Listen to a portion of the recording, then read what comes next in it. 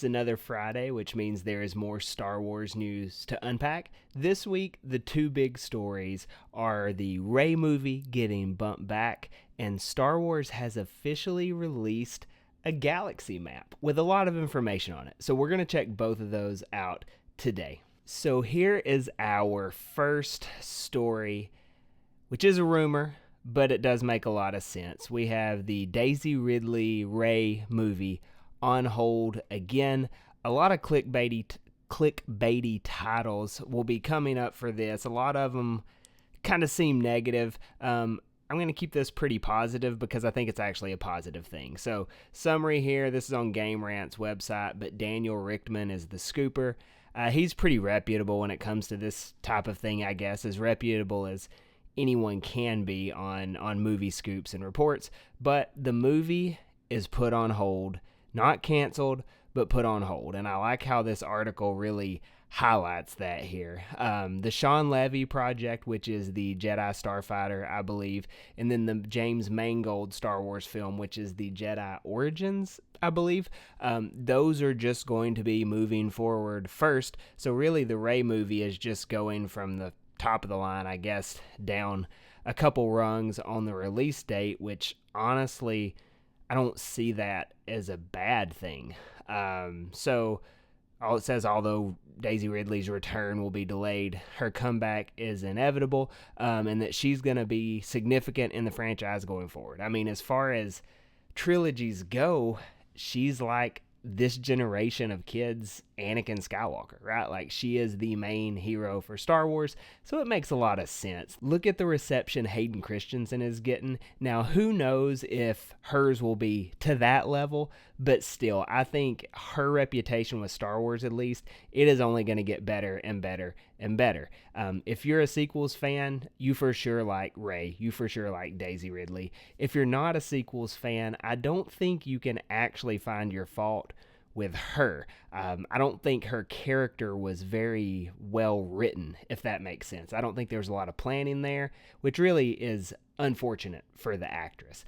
But I think giving her her own story removed from the Skywalker saga, if you will, I think that is a great idea, which is what they're doing, it sounds like. And so bumping that back, actually developing a legitimate plan for this movie, which is something that Daisy Ridley has never been able to deal with in Star Wars, that's an excellent idea. It is not a big deal if this movie is bumped 2 years down the road. I want it to be as good as possible.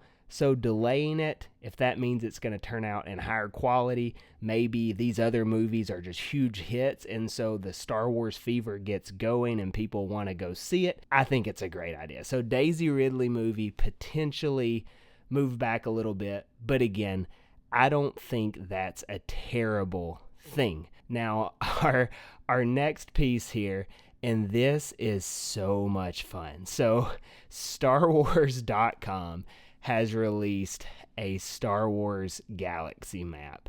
Now let me adjust me out of the way a little bit here so y'all can see it even better.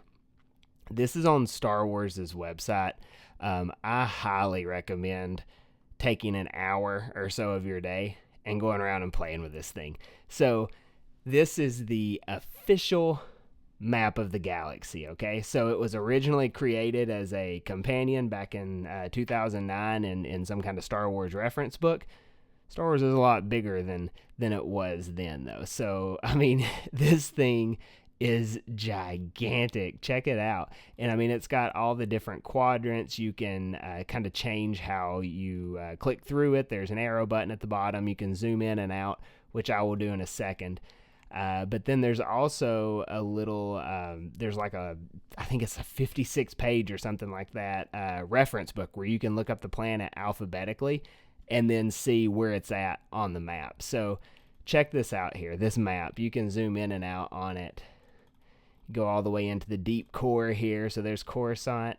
One thing that I thought was pretty cool is they are setting up this James Mangold movie with Rakata Prime here. If you're looking at like the origin of the Jedi, that planet, pretty sure plays a big role in that. And look at what planets it's next to. Next to Octo, next to Jeddah. So it's pretty cool that these planets that have their ancient Jedi roots are all right next to each other. That's a lot of fun.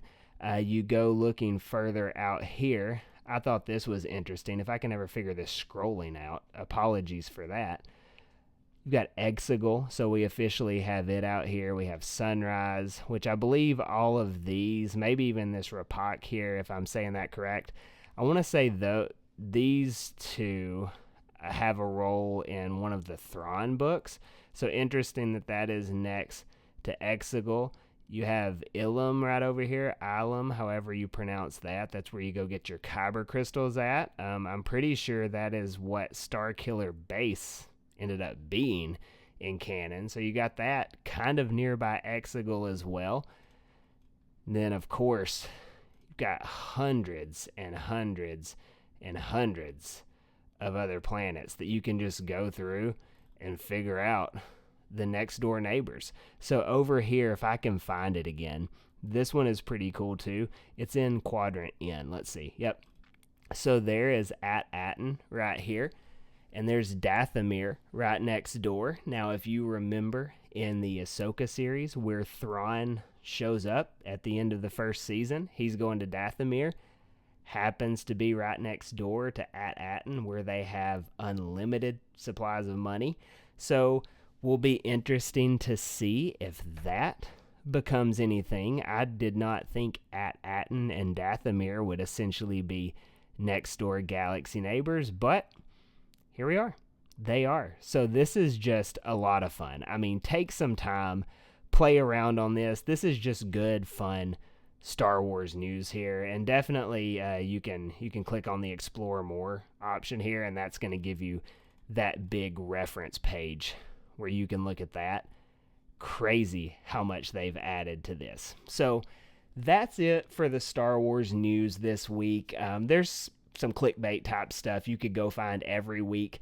I'm going to try my best to avoid that. I only want to bring forward what looks pretty reputable and stay on the positive side of things. So thanks again for tuning in. I really enjoy going over this during the dead period, and I fully plan on doing it every week that we have Star Wars news. So I'll catch you again next Friday if we have Star Wars news, and we can talk more.